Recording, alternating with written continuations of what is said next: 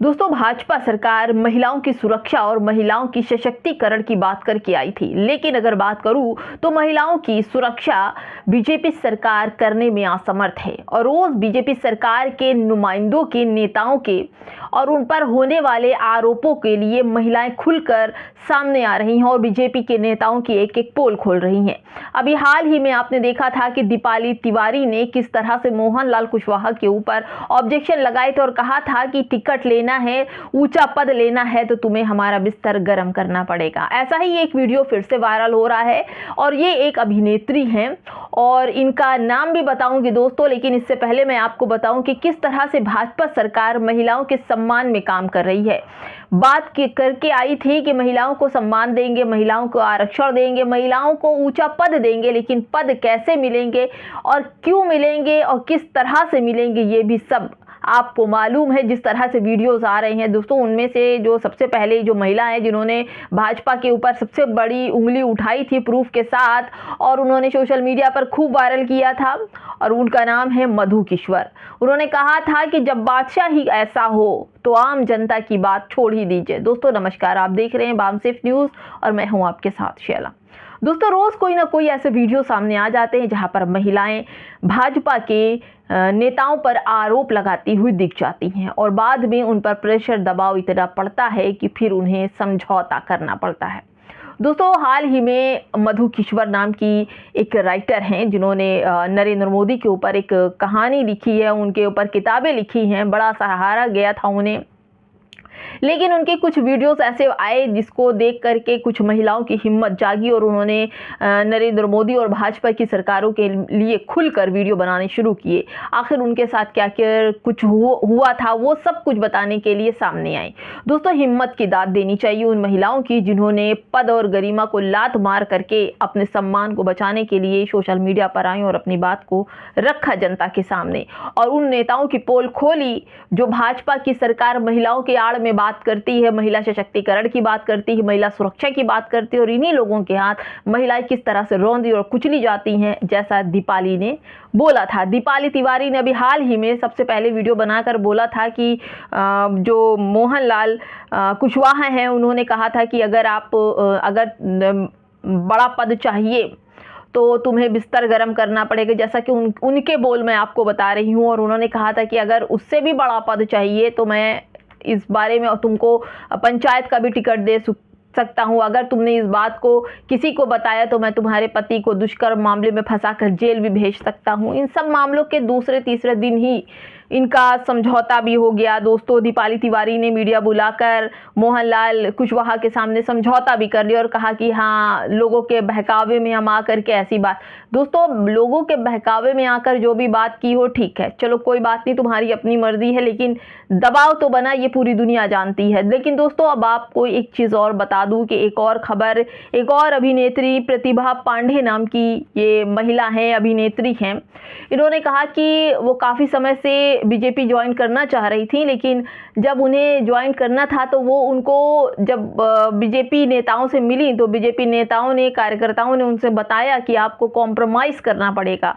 जब इन्होंने कॉम्प्रोमाइज़ का मतलब पूछा तो उनको ये बताया गया कि आपको लोगों का बिस्तर गर्म करना पड़ेगा। बिस्तर गर्म करने वाली बात से इन्होंने अपना काम भी छोड़ दिया और भाजपा भी ज्वाइन नहीं की, जबकि इनकी दिली ख्वाहिश थी कि ये भाजपा ज्वाइन करे, क्योंकि जो कुछ दिखाई पड़ रहा था, नेता, महानेता, बादशाह साहब सब ने कहा था कि महिलाओं की सबसे ज़्यादा सुरक्षा भाजपा में होती है। लेकिन जब भाजपा के अंदर जो महिलाएं होती हैं वही जान सकती हैं कि आखिर भाजपा में चल क्या रहा है। प्रतिभा पांडे का जो वीडियो है वो सोशल मीडिया पर एक बार फिर से रद्द कर रहा है।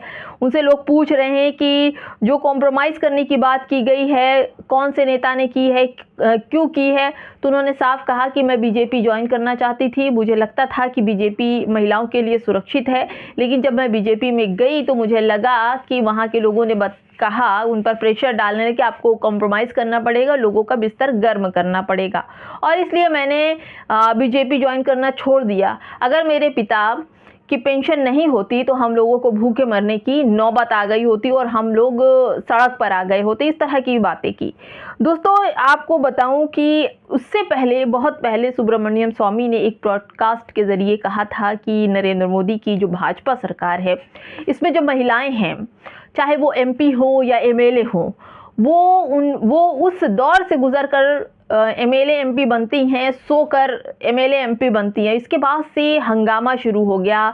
दोस्तों सुब्रमण्यम स्वामी के इस बहस के बाद से न जाने कितनी महिलाएं बाहर निकल कर आईं और भाजपा के अलग अलग नेताओं को लेकर वीडियो बनाकर खुद अपनी आप बीती उन्होंने बताया। दोस्तों 3-4 महिलाओं का नाम तो सुब्रमण्यम स्वामी ही कहते हैं कि मैं 3-4 महिलाओं के नाम बता सकता हूं जिन्होंने कॉम्प्रोमाइज़ किया और नेताओं के साथ सो करके। कितने लोगों ने तो एक तो मिनिस्टर ही रही हैं।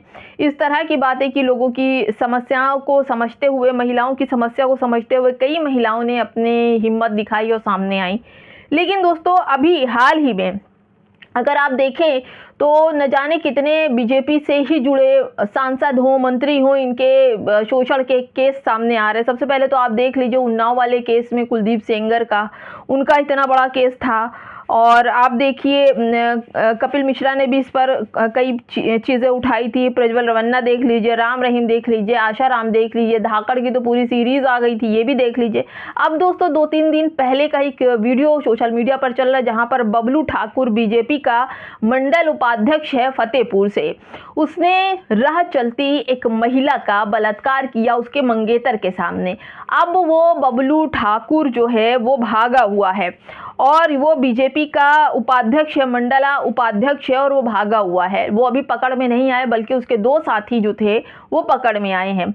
जिस महिला के साथ रेप हुआ उसने खुद बताया कि बबलू ठाकुर ने उसके साथ गलत किया है और जब वो शिकायत करने थाने पर जाती है तो थाने वाले उनकी शिकायत नहीं लिखते हैं। क्यों नहीं लिखते भैया? मामला बीजेपी से जुड़ा हो तो कोई शिकायत जल्दी नहीं लिखता। उसके बाद इन्होंने कप्तान साहब के पास, फतेहपुर कप्तान साहब से मिली और अपनी FIR दर्ज करवाई, तब जाकर इनका मामला सुर्खियों में आया। उनका वीडियो भी सोशल मीडिया पर चल रहा है।